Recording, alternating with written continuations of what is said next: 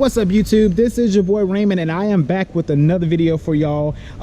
Quick introduction for you guys who do not know who I am. My name is Raymond, and I own a used car dealership, and this channel is all about motivating, educating, and inspiring future dealers to become used car dealers. Also, though, I like to have a little fun. I like to show you some of my projects, some of the things that I am doing with some of my own personal cars. So this video is all about that. Quick introduction to the vehicle starts now. All right, ladies and gentlemen, you are you're watching and viewing my 2006 Ford F250 XLT Super Duty, one and only 6.0 turbo diesel Powerstroke, one of the most hated to love trucks on the road by far. This truck has a interesting reputation, to say the least, but for the most part I have enjoyed having it. I do have some quirks which we're going to get into today about the truck, but I wanted to give you guys the formal introduction to my F250 short bed 250 Super Duty 6.0 Powerstroke. So in previous videos, if you guys are following the channel, if you are new to the channel, definitely go to my channel and look for the full engine out bulletproof that we did on the truck. So we did everything.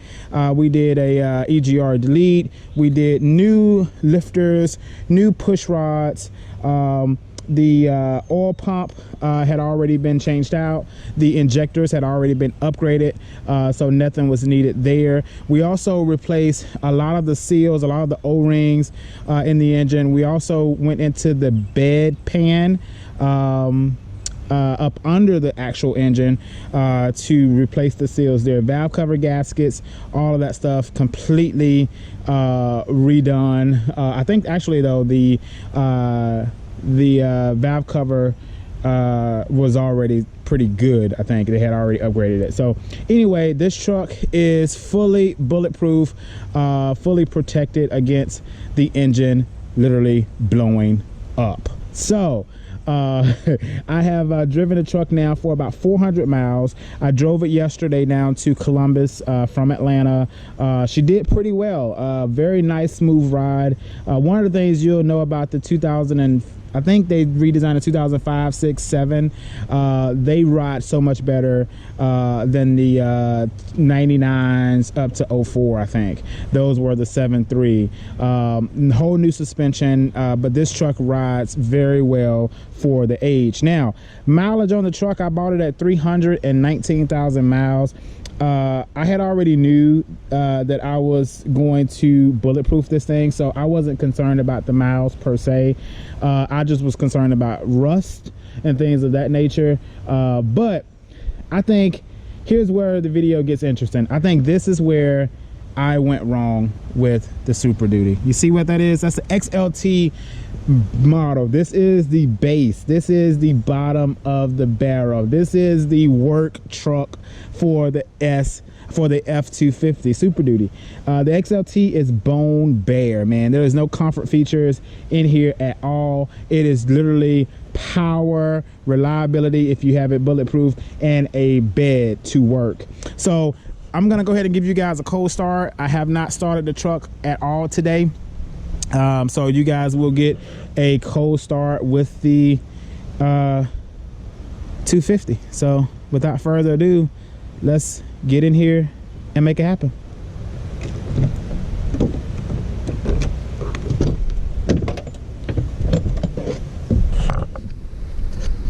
So as you can see, the miles now is 319,542. I think I bought it with 319 and some change, a couple hundred, like 100 or something like that. But it only has about 300 and something miles on the bulletproof.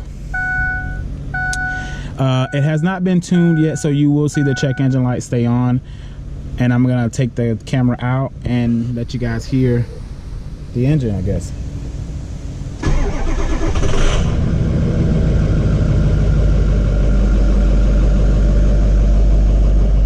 So there she is. There she is. The 6.0 is coming alive. Coming alive. But I'm gonna go ahead and give you guys a tour now of the truck really fast. And then we're going to get into some of the things so far that I do not like about my Super Duty. Very first thing you will notice about this truck is the seats are dirty as hell. Pretty much this is the condition that I bought the truck in, so I haven't done anything interior. The only thing I have done is mechanics, and I'll go ahead and pop the hood as well. So we'll get into the interior here in a second. Let me show you under the hood. Pretty much beyond the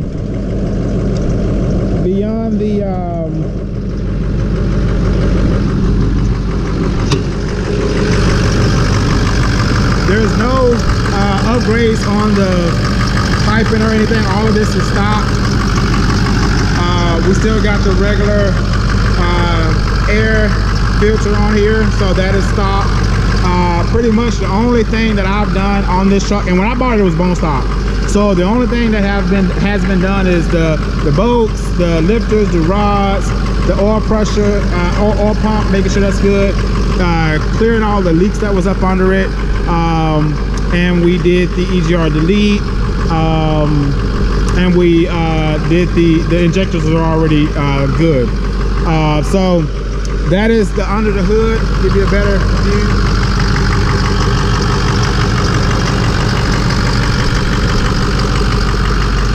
It does have a pulley that's probably a little loose. I hear that squeaking a little bit, just a little bit when I picked it up, and that's what the mechanic told me that it was.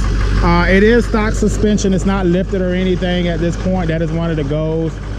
So now let's go ahead and jump into what are some of the things that I want to do to the truck. Well, first thing I'll tell you, I did go ahead and replace this chrome grille here. It was actually in the back. Let me step away. This truck is so dang on loud. Hopefully you can hear me. But the chrome grille was in the toolbox when I bought the truck, so I didn't have to actually buy that. I just put it on. You can see the Ford emblem is completely desecrated, so that will be changed out as well. Headlights will be changed out. So a lot of little things for this truck. So headlight, front grille. I'm contemplating on potentially painting the truck black. I like the black and white contrast. Obviously the tinted windows are going to happen. We're going to get it lifted. This truck is going to be primarily for towing, so I'm going to probably do I may do a 4-inch lift on it. I'm in between either a 4-inch lift or a 3-inch leveling kit. I'm not sure.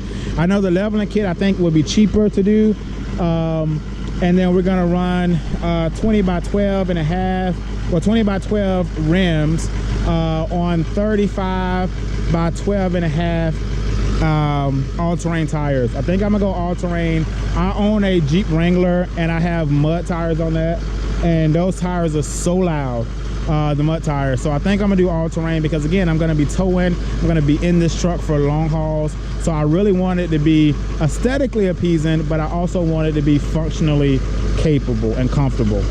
So without further ado, let's go ahead and jump into this thing, and let's talk about some of the issues that we have. So right off the bat, you see the seat here is worn right on the end, and it kind of goes deep there, and it's worn.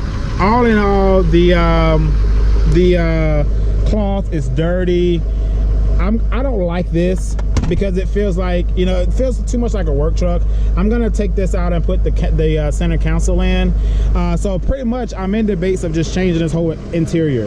I'm thinking about just going to try to get a Lariat gray leather interior with the center console for the front and the back, making this all leather, because these seats back here are even worse than the front. And I did turn that light off on purpose up there, I think. But the carpet on the truck is salvageable. The carpet is salvageable. This can do a nice little clean vacuum, carpet cleaning and a vacuum, you'll be good. Now let's get up in here, and when I talked about earlier the XLT, this is what I mean. So it's very basic. This is the FX4 package, so it is 4-wheel drive on the fly.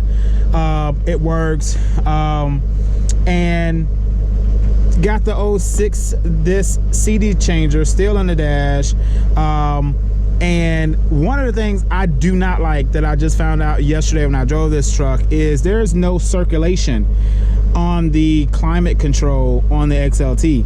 Now again, I know people are gonna beat me up. It's a truck, it's not a Maserati, it's not a Mercedes. I do have a Mercedes in the garage, so if I want that luxury, I can go to the garage. But when I bought this truck, I didn't know of all of the trims and the differences, right? So if you're watching this video before you buy your 6.0, definitely think about starting at the Lariat, because you're going to get a little bit more comfort.